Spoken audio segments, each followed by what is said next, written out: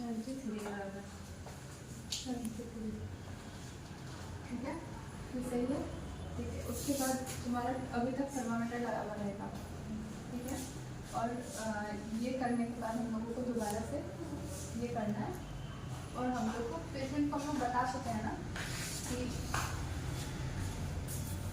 तो अब हम लोग ये करेंगे, इसका खुद ही चेक करेंगे। ठीक है, बिना पेशेंट को बताए। पेशेंट को लग रहा होगा कि टेम्परेचर चेक हो रहा है, और हम लोग ऊपर उठ रहा है, वो काउंट करना है 1 मिनट तक कंप्लीट।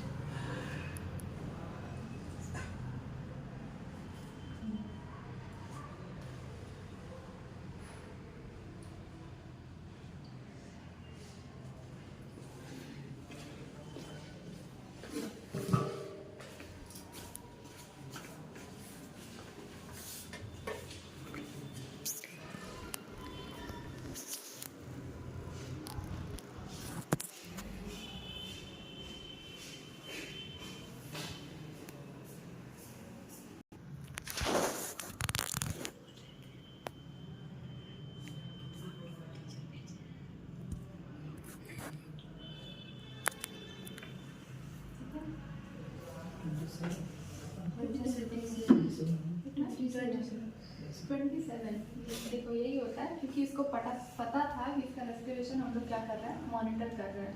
तो जब पेशेंट कंसल्ट हो जाएगा, रीडिंग गलत आएगा। नॉर्मल वैल्यू क्या है रेस्पिरेशन का 16 से 18, इसका कितना आ रहा है 28 के आसपास। तो ये होता है, ये कॉन्शियसली थोड़ा कर रहा था ताकि मेरा पता चले। ठीक है, तो यही होता है, हम लोग पेशेंट को कभी नहीं बताएंगे कि रेस्पिरेशन हम लोग उसको ऑब्जर्व कर रहे हैं। उससे क्या हो जाएगा, पेशेंट कॉन्शियस हो जाएगा, उसका रीडिंग गलत आएगा। और वाइटल साइंस के गाइडलाइंस में हम लोग को लिखा है कि एक्यूरेट रीडिंग हम लोग को लेना है। ठीक है, तो वाइटल साइंस में क्या एक्यूरेसी मेंटेन करना होता है हम लोग को, और इसीलिए हम लोग को चारों वाइटल साइंस का क्या है, नॉर्मल वैल्यू पता है।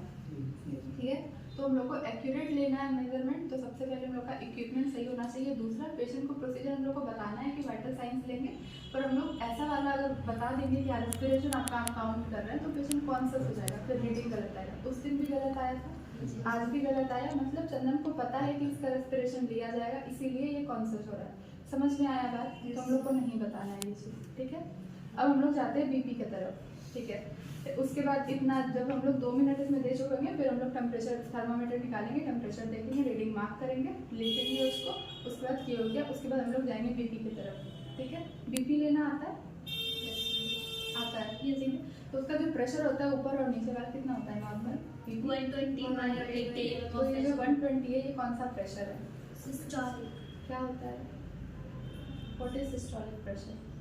Ma'am, when iron ball of heart rate exert pressure on the blood vessels.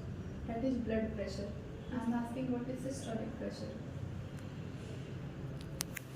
ऊपर और नीचे का प्रेशर है ना, 2 प्रेशर है, एक है सिस्टोलिक प्रेशर, एक है डायस्टोलिक प्रेशर। सिंपल है, सिस्टोलिक प्रेशर वो प्रेशर होगा जब तुम्हारा हार्ट कॉन्ट्रैक्ट कर रहा है, मतलब जब वेंट्रिकल्स कॉन्ट्रैक्ट करता है और पूरे बॉडी में ब्लड को फ्लो करवाता है ना।